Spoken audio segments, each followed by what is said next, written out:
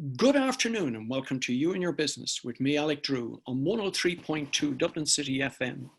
Each week I invite an expert from the world of business to share their knowledge, insights and tips to help you increase profits, reduce costs and drive efficiencies.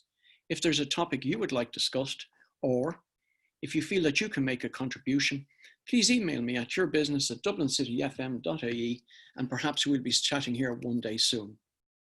My guest today has more than 30 years experience in the IT sector, is a founder and CEO of IP King Limited, and has a particular interest in the Flexi Space App. I'm delighted to welcome Pat King to the You and Your Business studio. Hi, Pat. Hi, Alec. How are you? Grant. Well, as you know, I'm afraid I'm going to take you back to those school days.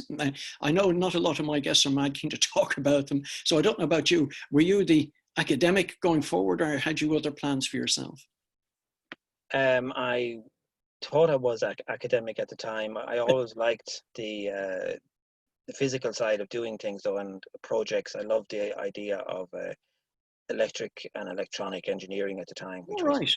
Gosh, yeah. And so to pursue that, well, I suppose that's not something you're going to do in university. You'd probably take a third degree elsewhere. Yeah. At the time, an opportunity came up with Aircom back then, as it was known, Post and Telegraphs, or P&T. P&T, I remember it well. My goodness me. Yes, going back many years now, in the early 80s. And they had a great program where they took on trainees and trainee technicians, they called us, and they gave us on-site training, but also sent us to college and gave us electric and electronic training, and we got certification and so forth. So it was a very involved and very on-site work, which was a great apprenticeship really to get into. It is fantastic. It's a fantastic skill. And I think a lot of sort of apprenticeship type work doesn't seem to happen these days. And that's much to a deficit to society because, as you said, it's a combination of college, but also hands-on work in the working environment. True. I think we're losing a lot there. I know that German students come over here and they're on that same sort of apprenticeship that we had back then, but it's lost here now at the moment. Maybe we'll go back to that policy eventually. So they, as I say, I went to college in Limerick and in Cork, and I was in Dublin and so forth, and then they would send us out with crews installing equipment and then repairing equipment and working in exchanges and so forth. So over the years I was promoted and so forth and all that. So it was so you would have been, and again, this would have been a very, very systematic type of organization. And plus also you were working with people on the ground. You would have had your fair mix of practical jokes and all the usual things that people suffer in their early days doing. Yes, yeah, it was very good. But it was a great organization, but it was very unionized, as you say, very structured. You did your time and you would be promoted to your next level and so forth and all that. You were stuck in a certain area, and you could map out your progress till you left with your watch in 30 years time or 40 years time. With your gold watch and the golden handshake. It's quite interesting because for a lot of people, that's towards a structured life, which again is of a generation that young people of today don't know. It was a sure path. You always knew you were going to have a job and have money and have a pension at the end of it. Isn't that right? Isn't that right, Pat?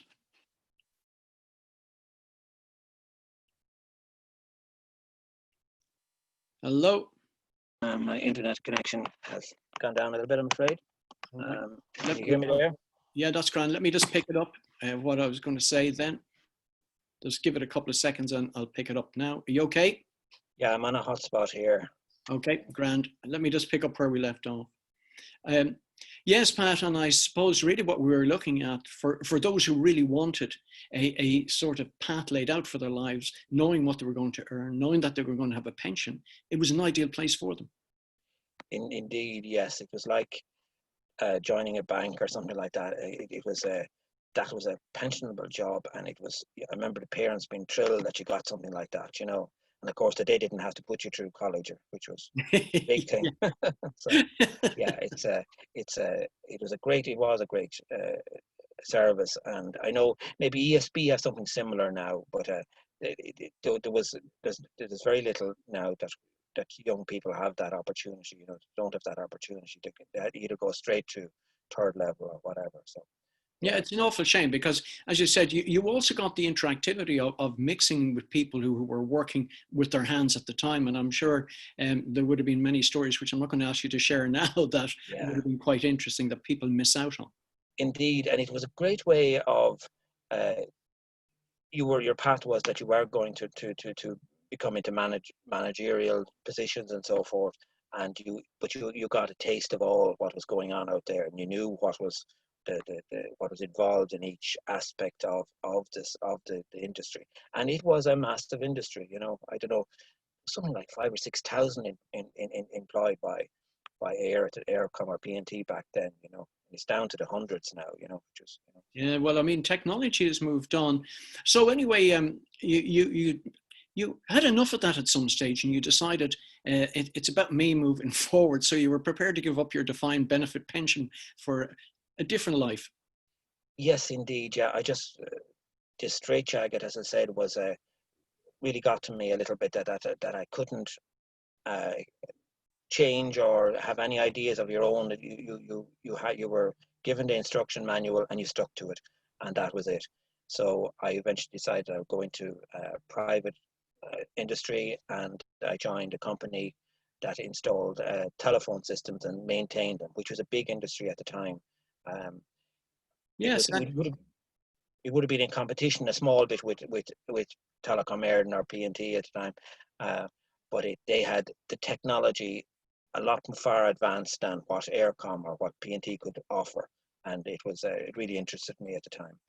there's quite an interesting lesson there because what you move from a very structured organization, which seemed to be well founded, however, possibly held back in the world of technology by that very structural way in which it was run.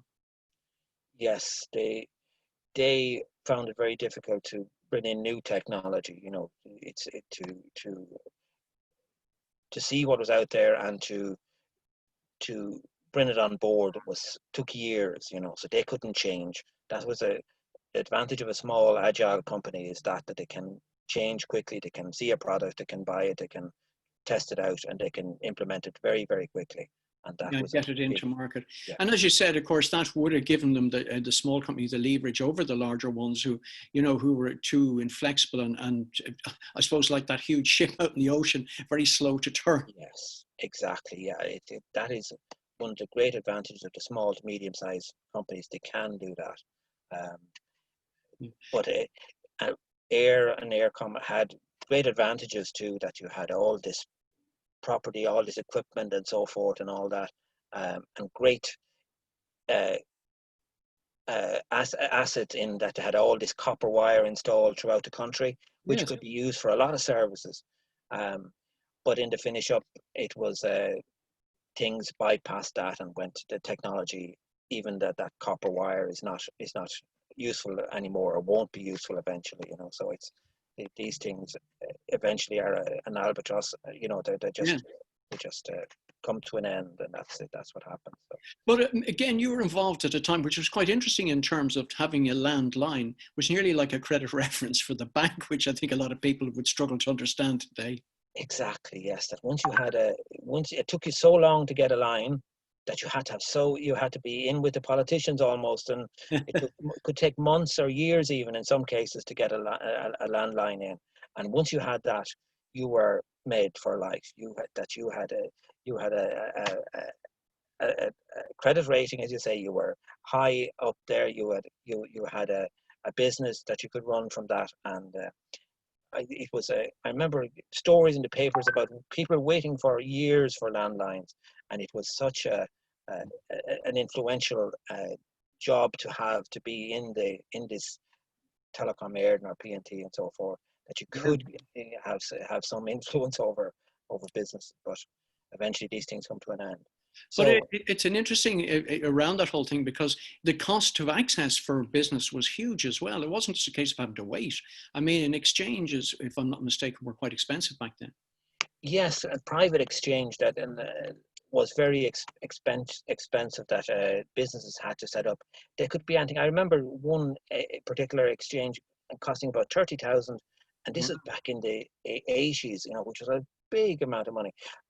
And but businesses, I suppose, every business was on the same level playing field. That everybody had, it was accepted as a cost. Um, and I always, it's amazing that we all accept these things. That businesses, uh, if everybody has to pay the same costs, then it's fine. That we all accept that. But if we had to go back and spend that money now, which would be 200 or 300,000 for a telephone system. Imagine that's what it would be these days. We would, it would, you just wouldn't do it, But that's what we did at the time, and we accepted it. Yes, and but again, you were sort of getting it. You mentioned to me before that you got involved in a partnership, and I'm always interested in people in partnerships. And obviously, I'm not going to go into the details, but like I was in partnership for over 25 years with somebody, and we're still the best of friends. But that seems to be the rarity rather than the norm. Yes, I in with two other guys. I left this private company, and we set up our own small partnership. Three guys working together, and they were brilliant at working. They wanted to do the physical work constantly, and they would, any hours of the night, Hmm. move a telephone system, install it, whatever. But I was more interested in the new technology uh, and getting the paperwork done, completing the job, and getting on to the next one. But these guys were, so they a little caused a bit of friction, that I was always looking at something different, and I love going to trade shows and looking at new equipment and all that. And we did get some great uh,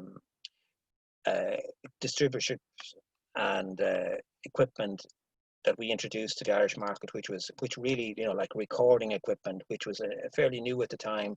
We got involved in trading systems, which were for the financial world, and it was a big industry at that time, and it was a niche market. So the recording systems and the trading systems, for these people to talk online, was a massive industry at the time. So Yeah, it's fascinating because in fact I was in that sector in finance myself.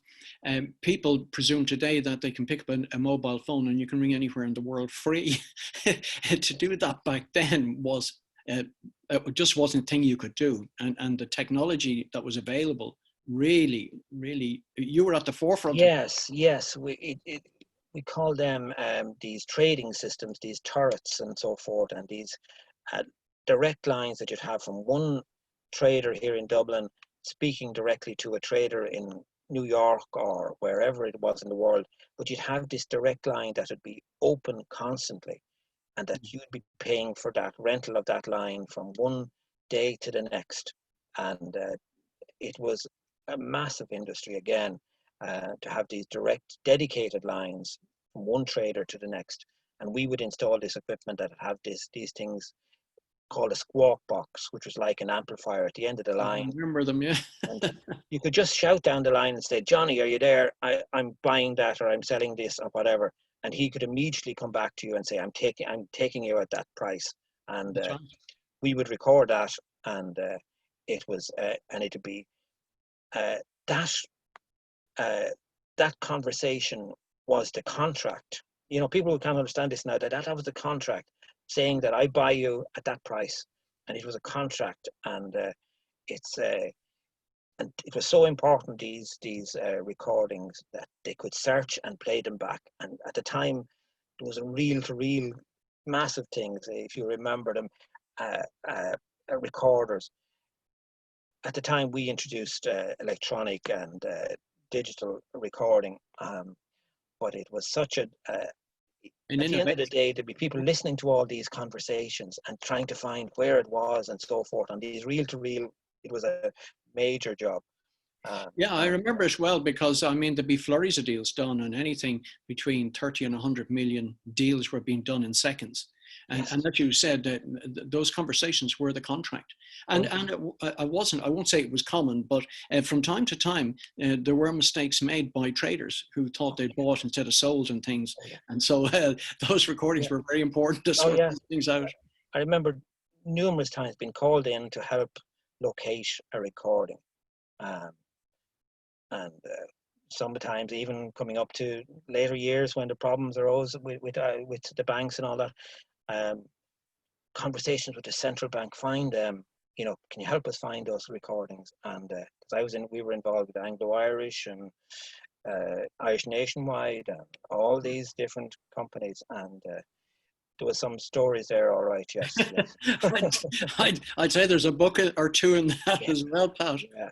It was very interesting, but it was I remember distinctly was a one case where now it was a bit of a scandal where a certain bank had knew that there was some recordings that was relevant to the scandal, um, and it was 300 hours of a tape, and Wow. they had to try and find this one conversation, and there was nobody senior enough that would listen to it. Imagine listening to 300 hours of conversations. They knew it was on there somewhere, but then to finish up, nobody would look for it. Nobody would spend the time to listen to that. So the evidence was never found. But it was one of those things. But because at the time they didn't have digital recording, the Sure. number in the time and the number of the person wasn't stamped on the recording. Yeah. So it was I mean, it was high-end technology, but nothing as we know today. You know, people take a lot for granted that's available, and virtually every organization now is recording conversations in that digital way and yes, using it then for their own purposes. yes, indeed.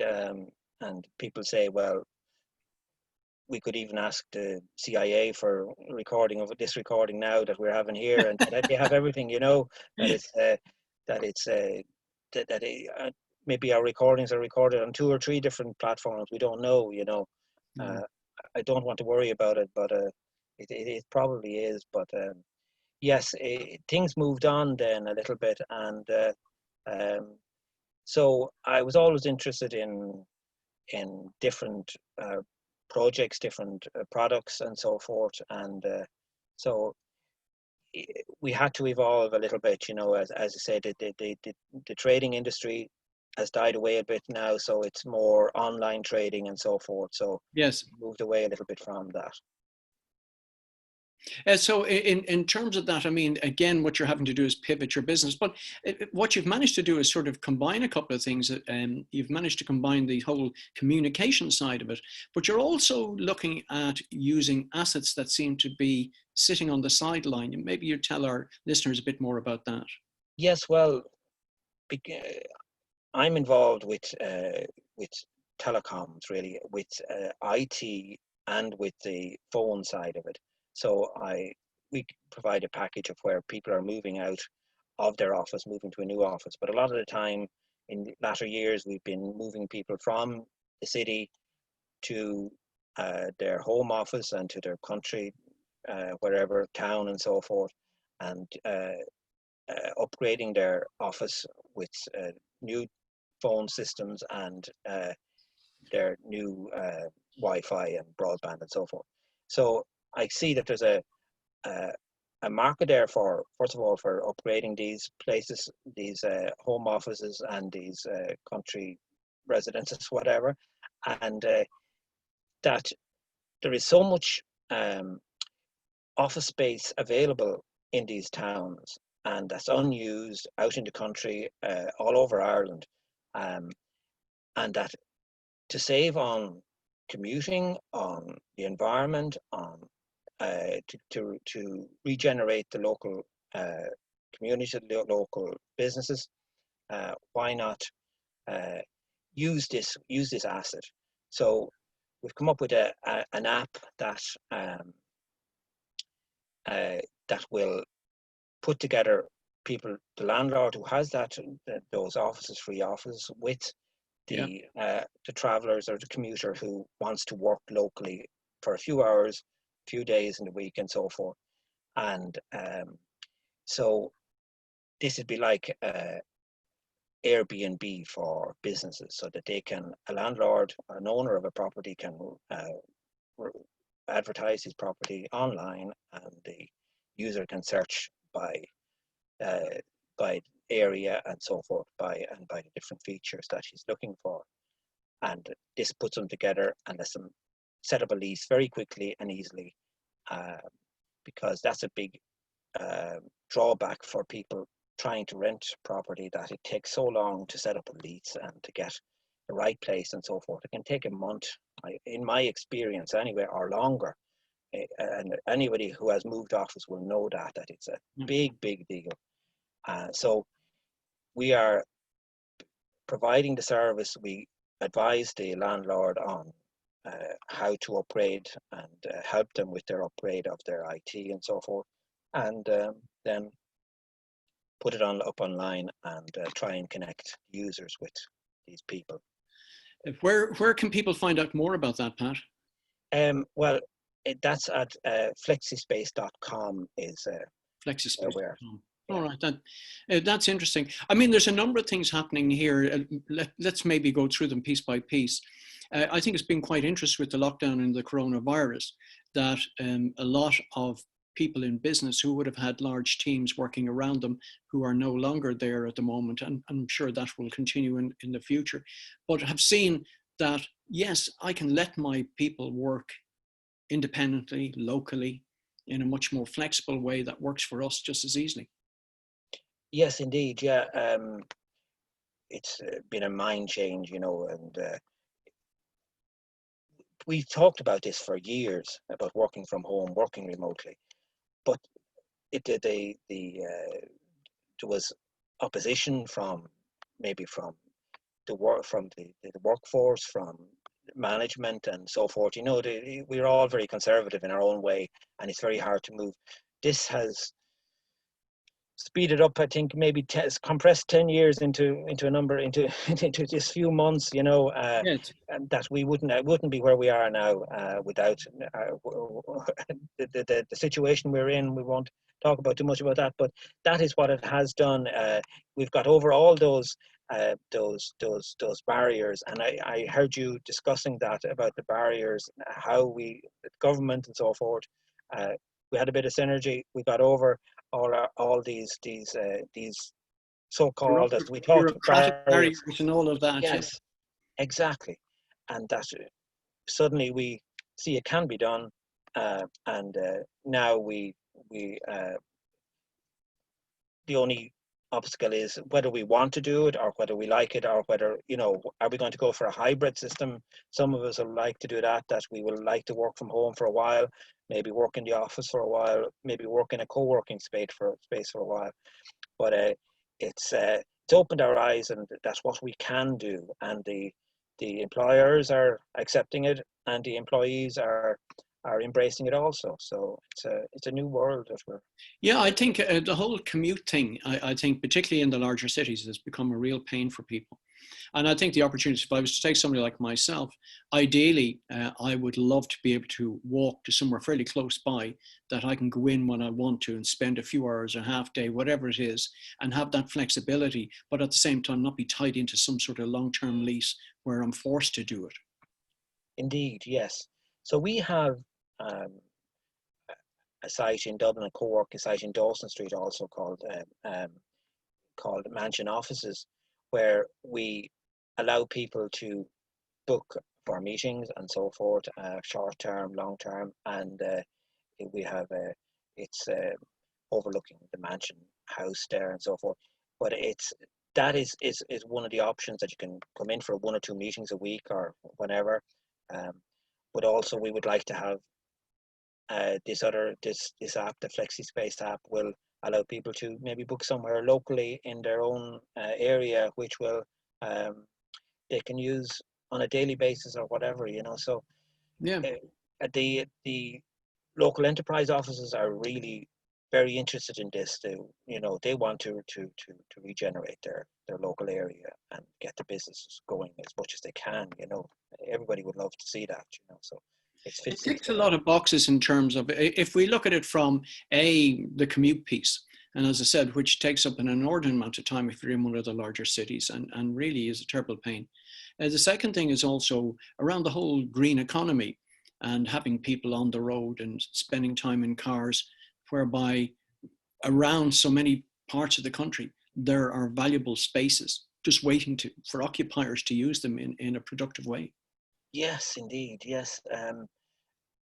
And somebody was saying to me that uh, it's in France that they're no, it's in Italy. Sorry, they're giving houses away for €1. You can purchase a house for €1 Wow. um, in these towns and villages that are deserted. Yeah. And so it's a worldwide. I don't think we're as bad here in Ireland yet, but in maybe some places we are, but very very few and far between. But they want people to occupy the towns and cities out there, to repopulate them. So before we reach that stage that we completely have empty cities, empty towns, empty villages, uh, let's try and use what we have there, upgrade it, and see can we get these people back in working in the area and get schools, local shops, the whole lot, get employment going up again. So it may help. I'm not, sounds good, but all you can do is try, and see what happens. It's a But the community piece of a lot of these small rural towns and villages has been taken away with the removal of typically like police stations, maybe a library, community centres, post things that a office. post office in particular, Yeah, yes. yes, And perhaps this may be the replacement for those as a builder of a new community. yes, indeed. And even a colleague of mine there is Pat Kennedy has an idea of he calls it a hub pub, which is why not use the local pub for a meeting space during the day and have it as a pub at night, and I thought very good idea again, Yeah. repurpose these places, why not, do something like that. If we think again about the rural pubs, at one time they were the pub come grocery shop come post office. So they Yeah, fulfilled many functions. yeah, And really what we're looking to do is a 360 and bring it back to that sort of situation. exactly. We had the local church being the where we would get our news and so forth and all that. In my day when I was young, that's where father and mother would talk to everybody, around the area at every Sunday. But that's of course gone now, and we don't have that local hub or that local area where we can pick up the local information. We need something like that. We need to get back to that. So that's Yeah, no, I think it's a fantastic initiative and every success with it because I think so many communities need it. We do know that young people want to sort of migrate towards the cities, but then I think they get to a certain stage where they have too much of it and are yes. quite happy to go back for the peace and tranquility of what they left. Yes, indeed. Yeah, I've got two sons, and they'll again. You'd always get this thing. Why are you living in the countryside? Why aren't you living? Why aren't you in Dublin, close to all the schools, close to their friends, and close to whatever activity they like doing? Now, as they're older, in their 20s and whatever, they they're interested in plants and animals and whatnot, and they're encouraging me to plant this and to put vegetables and all this down at the moment. One of them wants me to. He planted potatoes this year and so forth, and he's gone to London now, Hmm. my eldest, and he's there planting his own little mini garden, in the back.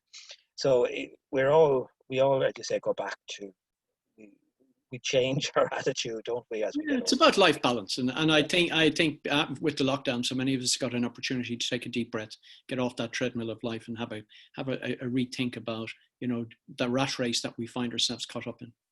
indeed, yes, yes. It's very interesting, and I think our values. We don't think our kids listen to us or value what we say, but eventually it does rub off, and you see them coming around. And again, my sons are interested in now in community affairs, and they're trying to to do this and do that, and how to lower their carbon footprint and all this, which is a big thing, with them, and they don't want to get a, how can we avoid this commute and so forth is always their big issue, Mm. and so I that's why. suppose if I was to ask you in the sort of 30 seconds I've left here, because it's been a great conversation, gone very quickly, is there one thing you see coming down the line that people should keep an eye on?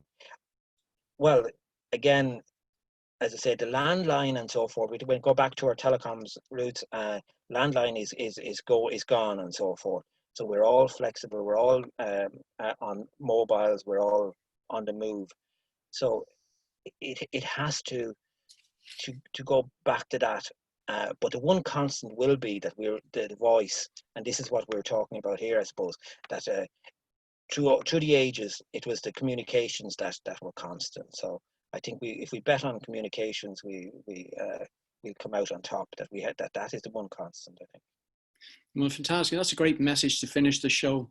I'd like to say a special thanks to our guest, Pat King, for coming into the You and Your Business studio today. Thanks also to Sam on Sound. Don't forget that you can contact the show by emailing your business at dublincityfm.ie with your comments and suggestions. The podcast of today's show will be available on Dublin City FM from tomorrow. Thank you for your company, and please remember to join me, Alec Drew, again next week at the same time, 12:30, right here on 103.2 Dublin City FM for another edition of You and Your Business. And that's it, done, Pat. There we go. Well done. Thanks, Alec. That was the part